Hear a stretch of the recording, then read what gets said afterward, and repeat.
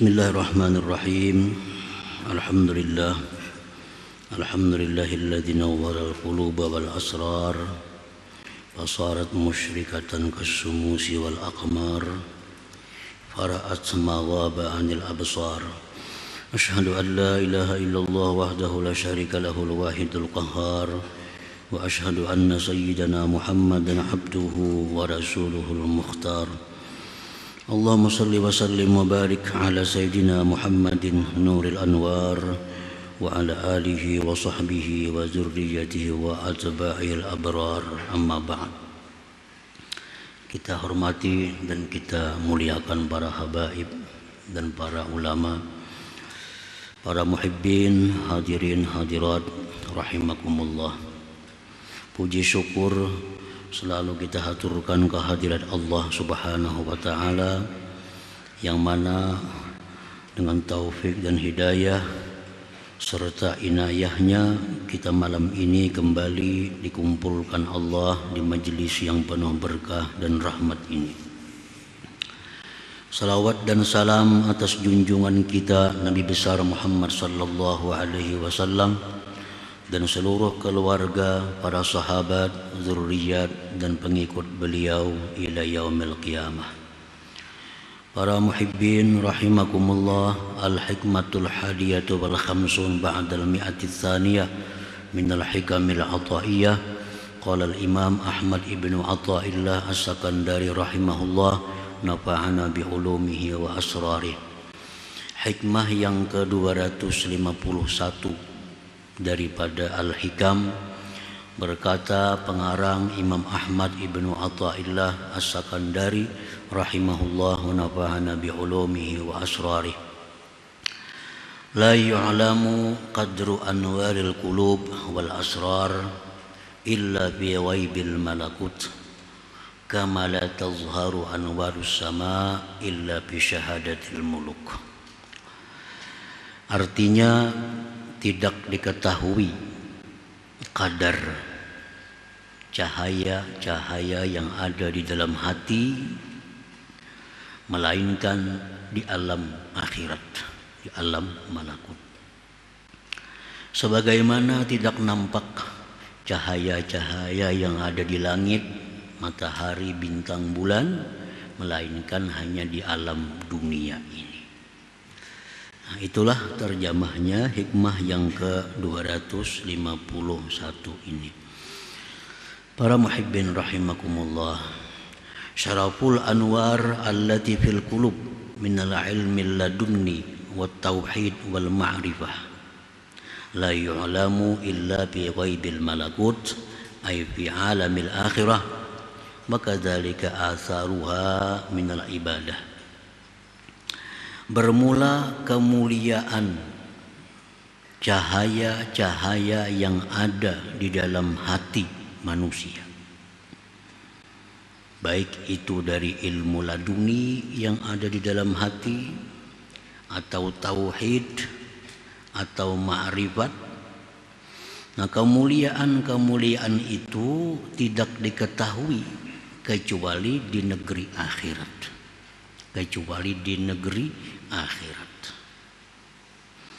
Seperti demikian pula asarnya itu ma'rifat daripada ibadat-ibadat yang lain, zikir, salawat, salat, sedekah, tidak diketahui kemuliaannya itu melainkan hanya di alam akhirat nantinya.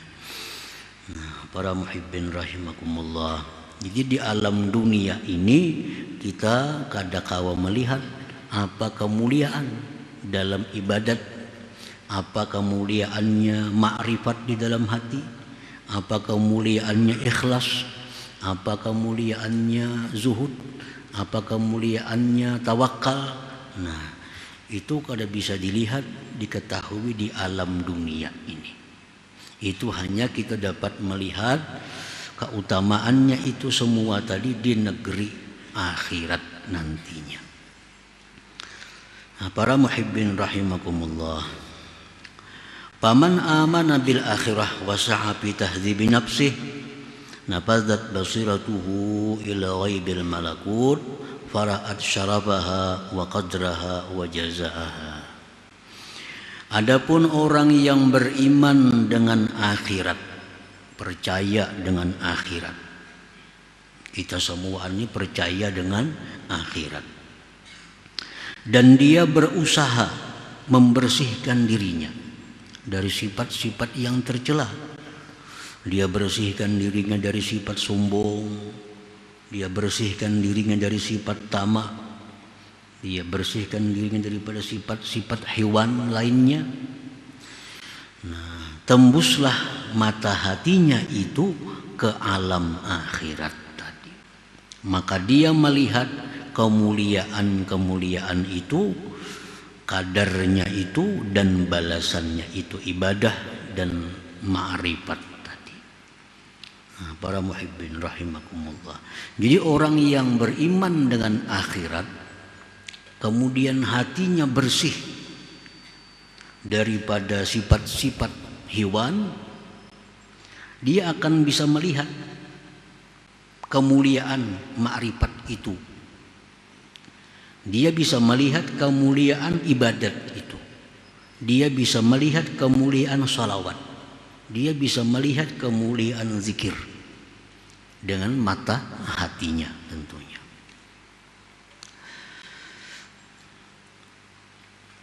Tapi dengan dua syarat. Satu, beriman dengan akhirat, ditambah lagi membersihkan hati. Nah, bersihkan hati dari sifat-sifat tercela, maka kita bisa melihat apa-apa yang disediakan Allah bagi orang yang bersedekah, apa-apa yang disediakan Allah bagi orang yang ma'rifat, apa-apa yang disediakan Allah kepada orang yang berzikir. Nah, kita bisa melihat kemuliaan-kemuliaan yang diberikan Allah kepada ibadah-ibadah itu. Tapi dengan syarat hati kita mesti bersih. Nah, walidzalika tarahu ragiban wasabikan fil khairat mutahassiran bifawatiha. Oleh karena itu engkau lihat orang tersebut dia gemar, dia bersegera pada kebaikan-kebaikan, dia merasa rugi dengan keluputan kebaikan itu. Orang yang sudah melihat kemuliaan ibadah itu, sudah melihat apa yang diberikan Allah kepada orang yang berzikir, apa yang diberikan Allah kepada orang yang bersedekah, dia melihat. Nah, oleh karena dia melihat kemuliaannya itu, balasannya itu, dia gemar. Nah, lalu dia bersegera, lalu dia merasa rugi jika keluputan daripada ibadah-ibadah itu, keluputan daripada ma'rifat itu. Nah, sebagaimana orang yang merasa rugi terhadap keluputan-keluputan duniawi bagi orang-orang yang pencinta duniawi itu. Qala Rasulullah sallallahu alaihi wasallam, innallaha amaddakum bi salatin ya khairun lakum min humurin na'am al-witru ja'alahu Allahu lakum bima baina salatil isya ila ayatul al-fajr. Rawahu Tirmidzi.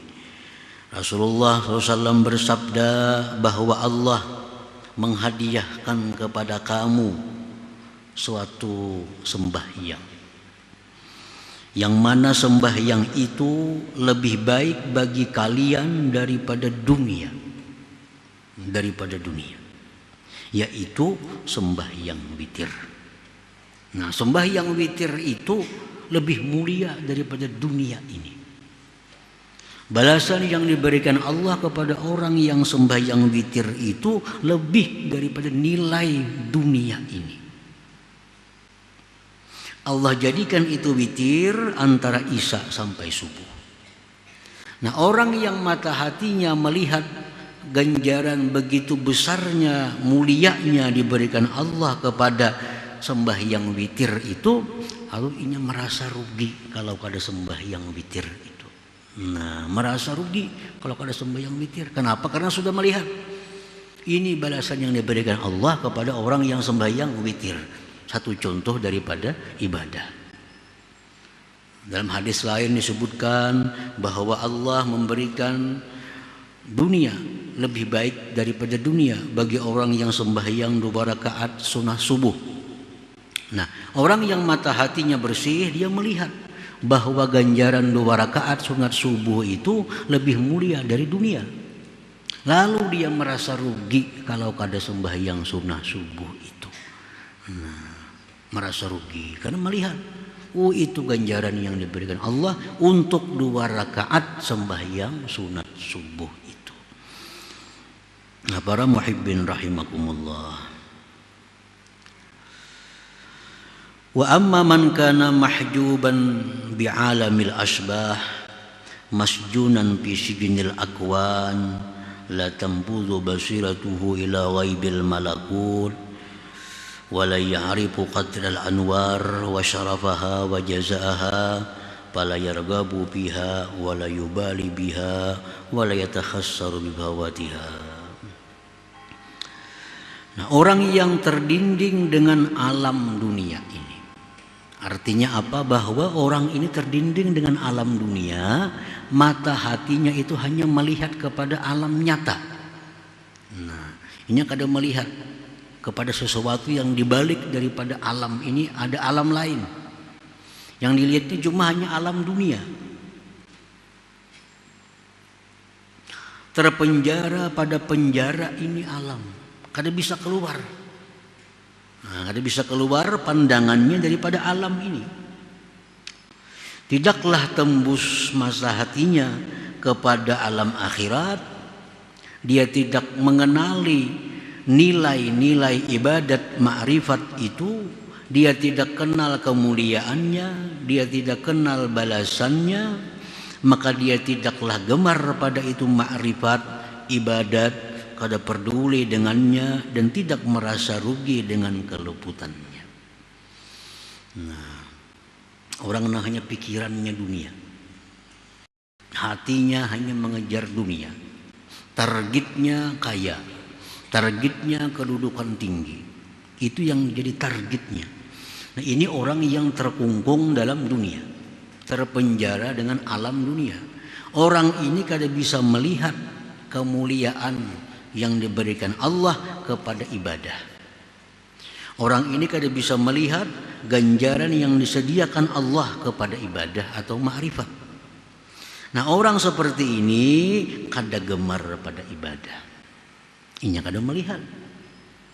Hatinya kada sampai menjangkau balasan yang disediakan Allah di akhirat.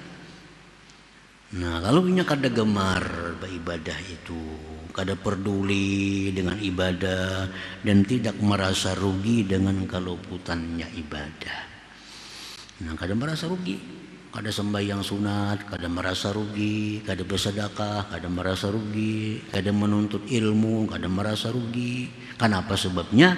Karena hatinya tertutup, terpenjara, kada bisa tembus untuk melihat ganjaran-ganjaran yang disediakan Allah kepada ibadah itu. Nah, para muhibbin rahimakumullah. Walidzalika tarahu mashghulan bihubbid dunya wa ashghaliha muhtamman biha wa bi ahliha mutakhassiran bi fawatiha. Oleh karena demikian hatinya terkungkung dengan alam dunia. Orang ini engkau lihat itu sibuk dengan mencintai dunia, sibuk dengan kesibukan dunia, mementingkan dunia dan ahli dunia, merasa rugi dengan keluputan dunia itu. Nah, para muhibbin rahimakumullah. Jadi kalau orang yang mata hatinya itu hanya alam dunia, lalu dia keluputan bagian dunia, dia merasa rugi. Di sana orang berbagi duit. Nah, di sana orang berbagi duit, saya kong dapat 1 juta. Inya kada sampat, lalu inya merasa rugi. Nah, merasa menyesal. Kenapa? Karena kada sempat. Nah, inya tahu duit 1 juta kayak apa nilainya. Kawan nukar ini, kawan nukar itu, macam-macam dengan duit 1 juta tadi. Kalau putan duit 1 juta lalu merasa rugi. Nah, itulah orang-orang yang pikirannya hanya untuk dunia.